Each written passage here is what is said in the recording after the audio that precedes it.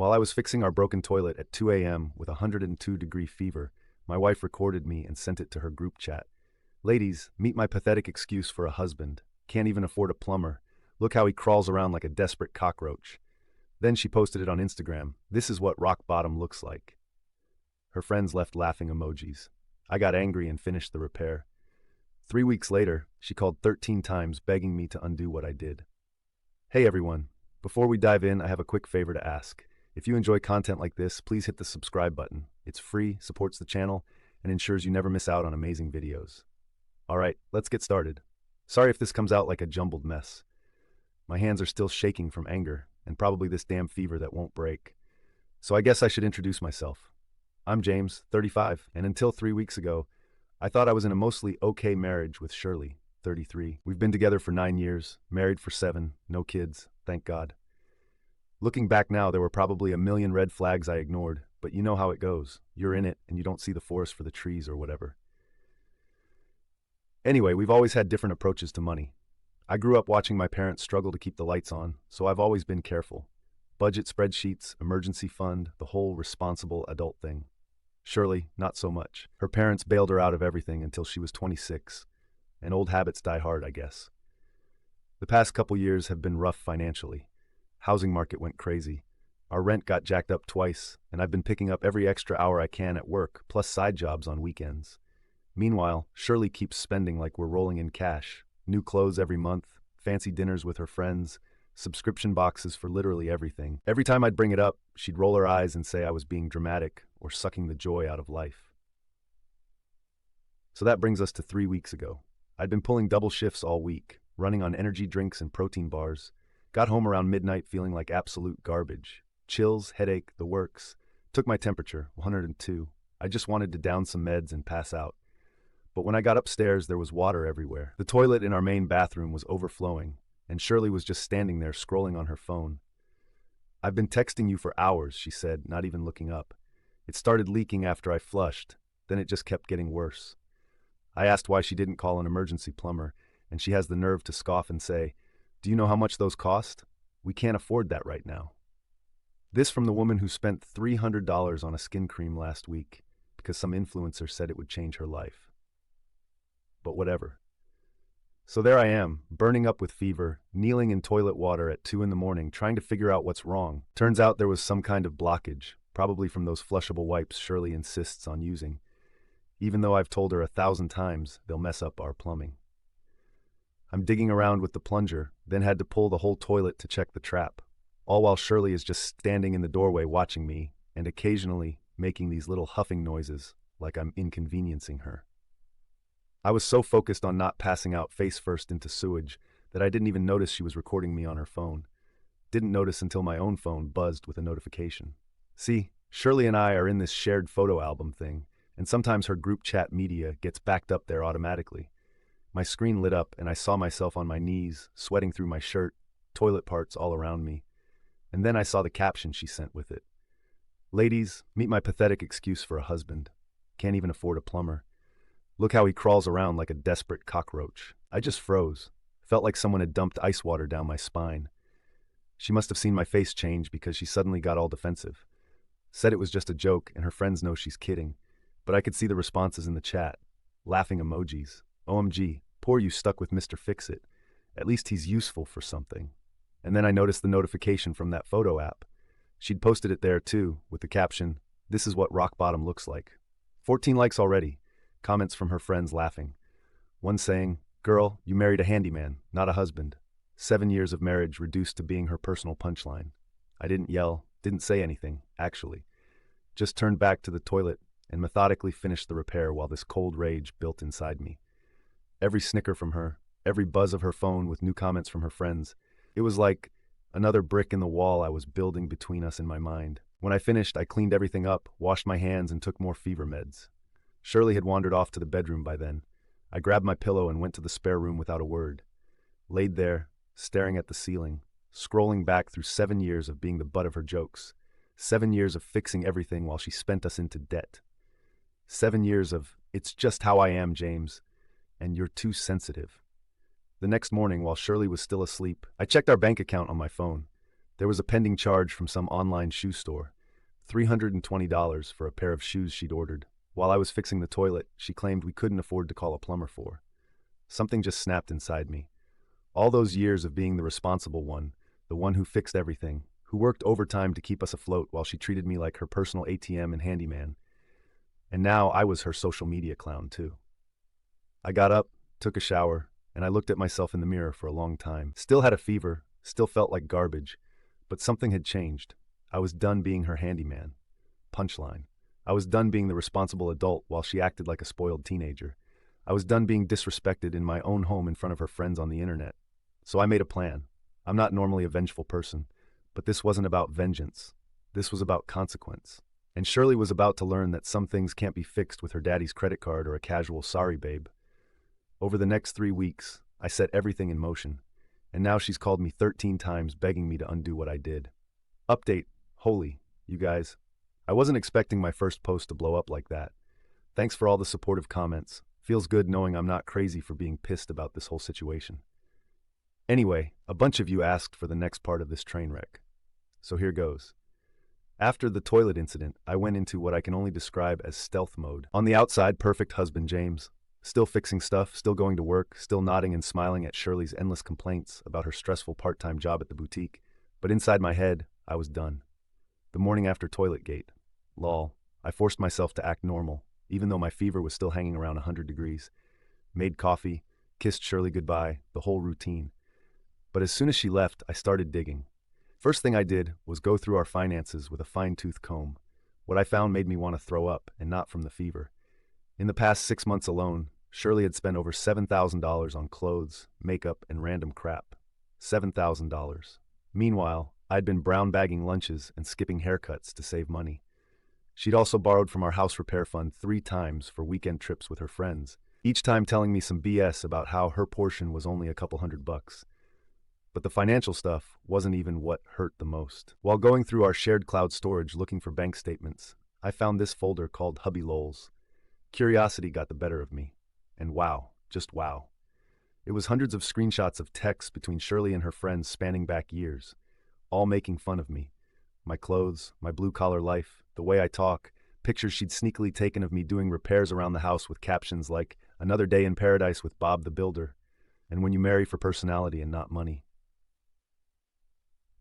There was a whole text thread from last Christmas when I spent 3 days building her that custom vanity she absolutely had to have, where she was sending her friends progress pics with comments like, "Trained him well, didn't I? At least he's good for something." I swear I sat there staring at my screen for like an hour.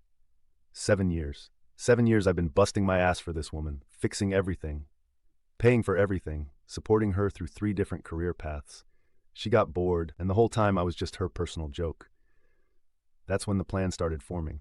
First, I opened a new bank account at a different bank, started redirecting my direct deposit there, but only partially. Just enough that she wouldn't notice right away, but enough to build up a safety net. Next, I started learning everything about our house systems. Spent late nights after Shirley went to bed watching tutorials online, reading forums, making detailed notes about our plumbing, electrical, and HVAC setups. Ordered parts here and there. Nothing suspicious, just stuff that would look like normal maintenance supplies to her.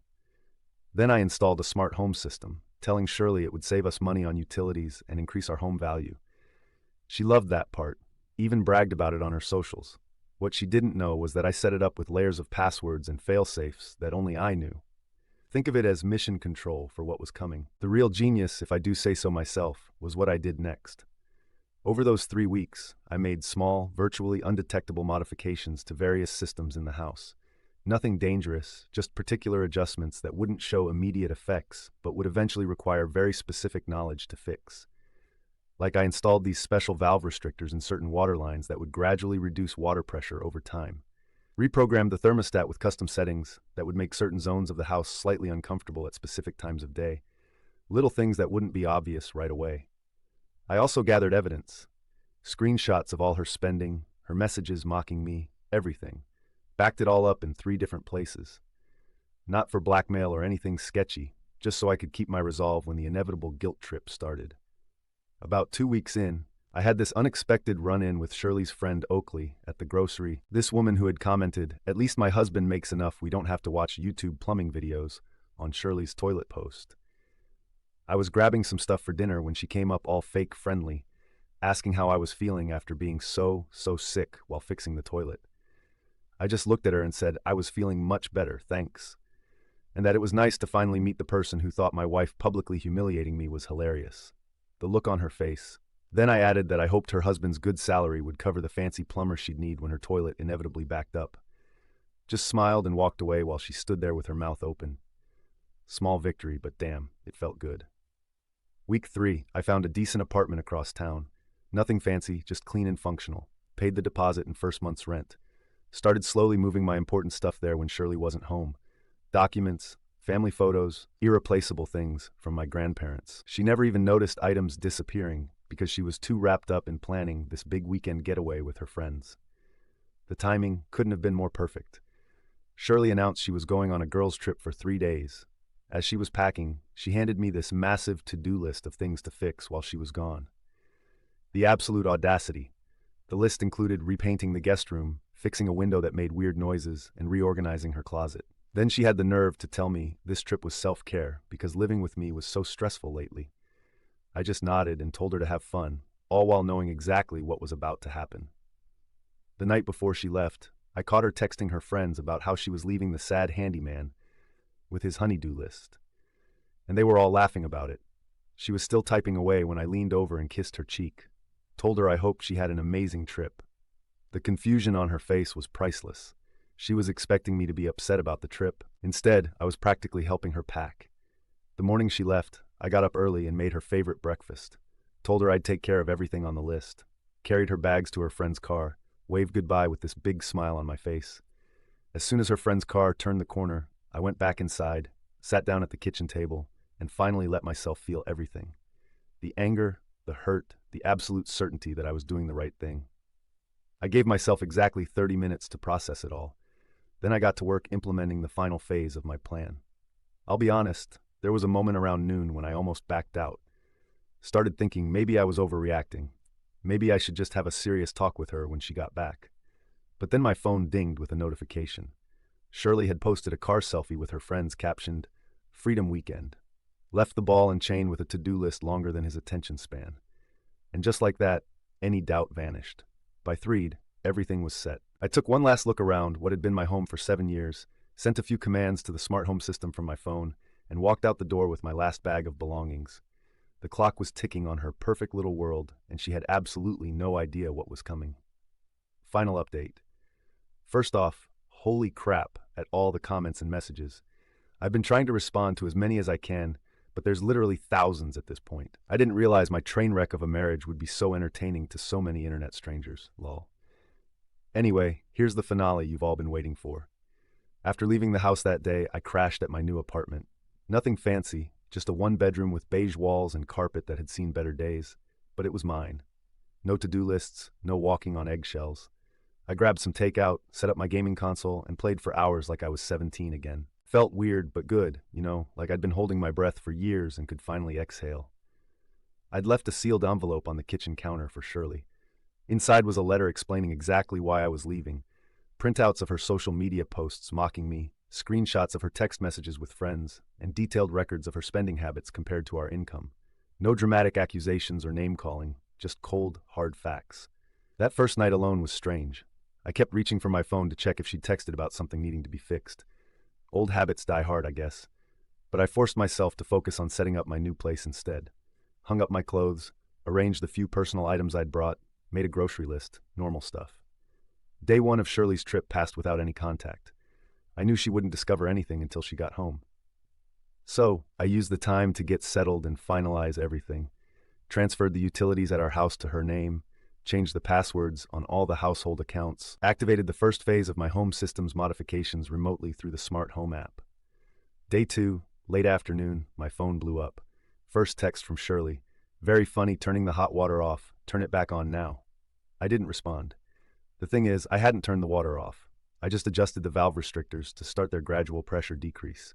But of course, she assumed it was some simple on-off switch she could yell at me to fix. 20 minutes later, "James, this isn't funny anymore. The upstairs shower has no pressure and the bathroom sink is making weird noises." 30 minutes after that, I've been trying all the faucets and nothing's working right. Did you mess with something before I left? An hour later, the first actual phone call came in. I let it go to voicemail. Her message was surprisingly calm, asking if I could walk her through whatever maintenance I'd done because something seems off with the water. By evening, the texts had escalated. She'd discovered my note, and the evidence, her tone shifted completely. You can't just leave over a stupid joke. Answer your phone. This is childish, James. So I shared a funny video with my friends. Get over it. Where are you? All your stuff is gone. Is this some kind of joke? Then the second call came in, and the third, each voicemail more desperate than the last. By the fourth call, she'd discovered that her online shopping accounts weren't working because I'd removed my cards from them all. The fifth call came at 11 that night. I was half asleep when my phone lit up. Her voice in the voicemail was shaky, less confident. James, please come home. The house is making weird noises, and I don't know what's happening. The heating keeps turning on and off, and there's this clicking sound in the walls. That was just the smart thermostats I'd programmed with irregular cycles. Completely harmless, just unsettling if you don't know what's causing it. I slept surprisingly well that night. Day 3 started with call number 6 at 6 in the morning. Shirley sounded like she'd been crying. The toilet is backing up, and I don't know how to fix it. Please just call me back. By midday, her friends had gotten involved. Got a text from her friend Oakley that was basically a paragraph of insults and threats about how I was a pathetic man for abandoning Shirley over a harmless joke. I sent back a single screenshot, the one where Oakley had suggested Shirley should leave me for someone with actual career prospects. She didn't text again after that. Calls 7 and 8 came in quick succession around dinner time. The house was getting colder because the smart thermostat was gradually lowering the temperature by half a degree every few hours. Nothing dangerous, just uncomfortable. The water pressure was continuing its planned decline. And apparently, the garbage disposal had started making an ominous grinding noise. Totally normal when you know the right maintenance schedule, which I'd always handled. That night, Shirley posted on social media for the first time since returning home. Sometimes you don't appreciate what you have until it's gone. Thinking about a lot of things tonight. No laughing emojis this time. Day 4 was when reality truly hit her. That morning, she tried to order delivery for breakfast only to discover that our joint account had been emptied, except for enough to cover essential bills. All my direct deposits were now going to my new account. She'd always relied on my income for everything beyond her basic expenses. Calls 9 and 10 were straight-up panic. James, I can't access any of the accounts. I tried to pay for groceries and my card declined. This isn't funny anymore. The realtor next door said what you did to the house could bring down our property value. Please just come fix it. Around noon, I finally picked up call number 11.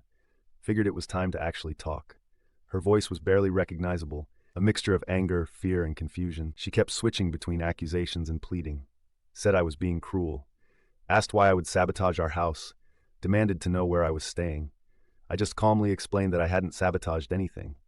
I'd simply stopped maintaining things that were always my responsibility. Everything was working exactly as well as it would if she'd married someone who didn't know how to fix things. Someone who'd have to call professionals for every little issue. Someone who wasn't a pathetic excuse for a husband who crawls around like a desperate cockroach. The silence on the other end lasted so long I thought she'd hung up. Then in a small voice, she asked what it would take for me to come back. I told her 3 things. A public apology on the same social platforms where she'd humiliated me, complete financial transparency going forward, and couples therapy. Then I hung up. Call 12 came that evening. She agreed to my terms, voice breaking, asked when I could come home. I told her I wasn't coming home. That wasn't my home anymore, but I would come fix the house issues after she posted the public apology. The next morning, I checked social media, and there it was, a surprisingly honest post about how she'd taken me for granted, publicly mocked me, and squandered our finances. Said she was ashamed of her behavior and that I deserved better. No excuses, no deflection. I was scrolling through the surprised comments from her friends when call 13 came in. Shirley was sobbing, saying she'd never realized how much she depended on me until everything stopped working. Said her friends were all upset because their husbands were asking why they couldn't fix things like I could. Said she'd never felt so alone or helpless. For a split second, I almost felt bad. Almost. Then she said something that confirmed I'd made the right choice. I didn't realize how good I had it with you handling everything. No one else would put up with me like you did. Not I love you. Not I miss you, not I'm sorry I hurt you, just acknowledgement that I'd been useful and tolerant. I went to the house that afternoon, fixed the major issues while she watched silently from the doorway. explained what I'd done to the various systems and how to maintain them properly, left detailed instructions and contact info for local repair services. The whole time she kept trying to touch my arm, my shoulder, little attempts at reconnection that fell flat. When I finished, she asked if this was really it, if 7 years meant nothing to me. I told her it had meant everything to me. That was the problem. I'd given everything while she gave nothing but mockery in return. We agreed to sell the house and split the assets. She's staying with her parents until then. Her social media has been quiet ever since. It's been 2 months now.